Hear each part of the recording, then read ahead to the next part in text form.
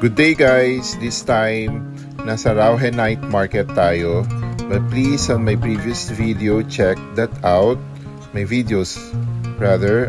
This is already our third day dito sa Taipei. Okay? So earlier, kakagaling lang natin sa Taipei 101 and bago tayo pumunta dito sa Rauhe Night Market. Ayan. Okay, so yan yung pila nun. Pero of course, pumasok tayo dito again. Ginamit namin yung Fun Day Pass. Kaya hindi na kami pumila doon sa ticket counter. Okay, ito yung view niya sa gabi. May kita natin from the observatory deck ng Taipei 101. So let's go now sa Rauhe Night Market. So sumakay kami sa bus along lang dun sa Taipei 101 na street or avenue. Again, unlimited rides sa trains and buses yung ginawa naming day pass. So yun yung ginagamit namin, pinang-tatap namin doon sa kanilang topping tour, no? Ayan, so ito nadaanan namin to kasi bumaba kami sa medyo malayo dun sa Rauhe Market. So, mga 300 meters away or 400 meters away. Ayan. So, meron din naman malapit na train station doon. Pwede din naman kayo mag-train. Pero minabuti na lang namin na mag-bus. Kasi medyo mas malayong iikutin kapag mag-train. Ayan. So, na kaming nadaanan. This is Lunar New Year. Kaya may mga ganitong mga designs or nandito sa labas sa mga open parks nila, no? Ayan. This was taken last February 2024. As you can see, ayan, go na tayo. Pero kung titignan nyo, parang 2 lanes lang naman to. Pero still, walang tumatawid hanggang. Ayan, meron pala isa lang. If it stop, it stop. Okay? Ayan. So, nasa crossing na tayo. Malapit na kasi after this, it's the Rauhe Market. Ayan, nakita na natin yung nearby temple. Ayan siya. And then, dun sa gilid, actually, yan na yung Rauhe Street Night Market. Sa may kaliwa.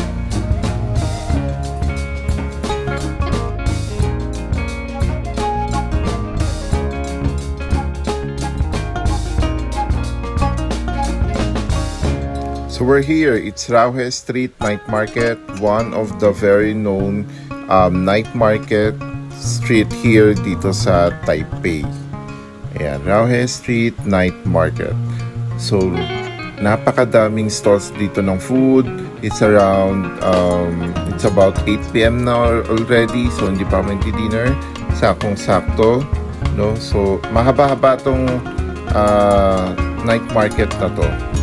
Right? So, may mga apparels din naman, pero majority ng nandito is puro food stuff.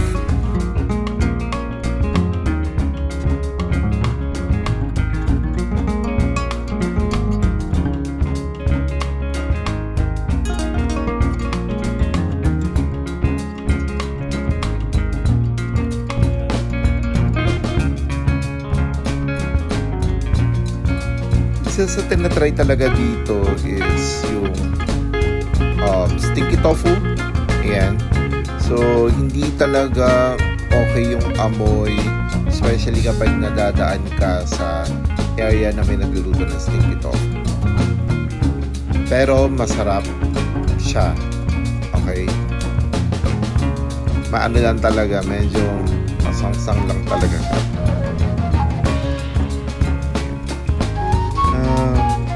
Yan, may mga different food. Meron din naman mga beef and pork. Katulad yan, dito sa may kaliwa. Yung mga ginigrill.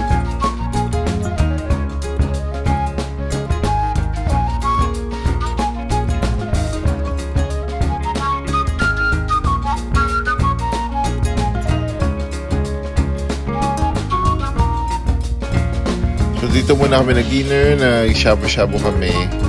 Ayan.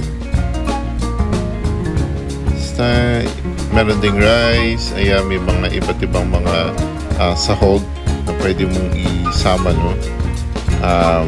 Pwede kang mag-order as add-ons. Yan, ito masarap din yan. Actually, parang halos lahat ng natikman namin dito ng mga pika-pika, tusok-tusok, no? Masasarap.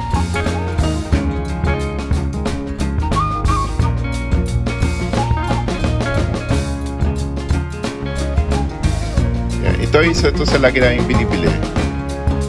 Ayan. Yung sausage, Taiwan sausage. Even dun sa may malapit sa Ximending, dun sa may malapit sa accommodation namin.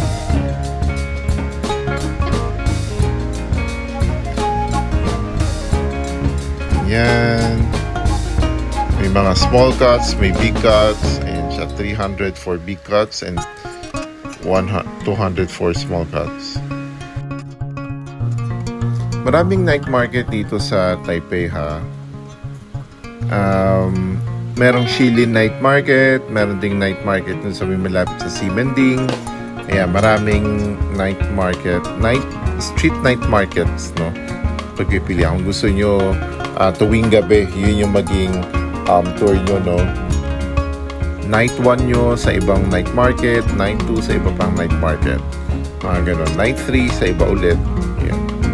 Pero I would suggest na spend one night or one day na doon ka kumain sa Ximending din. Okay.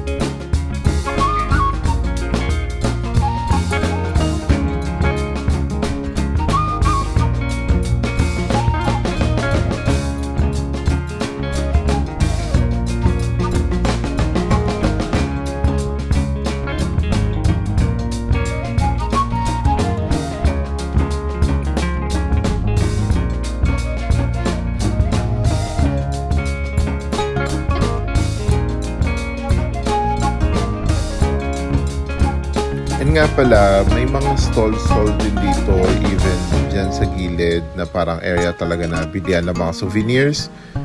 And I compared it dun sa Ximending, mas mura dito. Okay, even yung mga pang pasalubong ng mga snacks, ayun, mas mura dito sa Rauhe kaysa sa Ximending.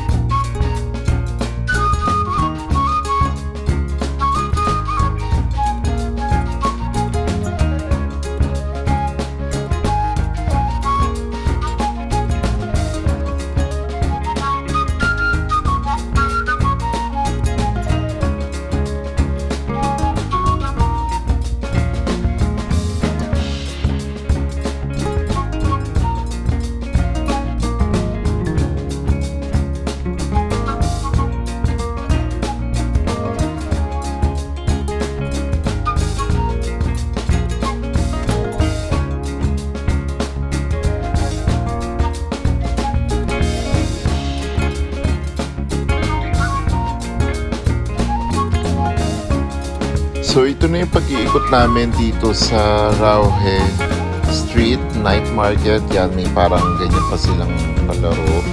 Ayan, so 9 o'clock na din or past 9, no? So bumalik na kami sa Cementing kasi nandito yung accommodation namin, malapit na accommodation. So nag-subway na kami from the nearby train station papunta sa Semen Station, then lakarin na lang namin hanggang accommodation. Tapos meron din pala dito ano yung sikat sa Japan, Donkey. Ayan, so nandito kami sa loob ng Donkey, 24 hours to. Madali rin naman to makita sa Cementing. Okay, so kung nasa Japan kayo, kung naapunta na kayo ng Japan, alam niyo yung Donkey, no? Don Quixote. Ayan, so a lots of stuff. Pwede kang makabili dito, no? Pwede rin pampasalubong. Okay. From toys to tools to food, souvenirs, and some other stuff. Marami sila dito. Ilang floors din to, no? Budol area din tong Donkey kasi marami kang paglabas mo, marami kang nabili na. Ayan, so stay tuned for our next video, ang aming day 4, kung saan tayo pupunta. Okay, so let's see kung anong itinerary namin, no? Gagamit ulit kami ng aming day pass. That's our last day pass. So 3-day pass yung ginamit namin. Pinaka first day namin dito, hindi pa namin ginamit and kinlaim yung fun day pass. So nag-start yung fun day pass namin ng day 2 to 4. Ayan. So thank you. Please subscribe and like this video. Bye-bye.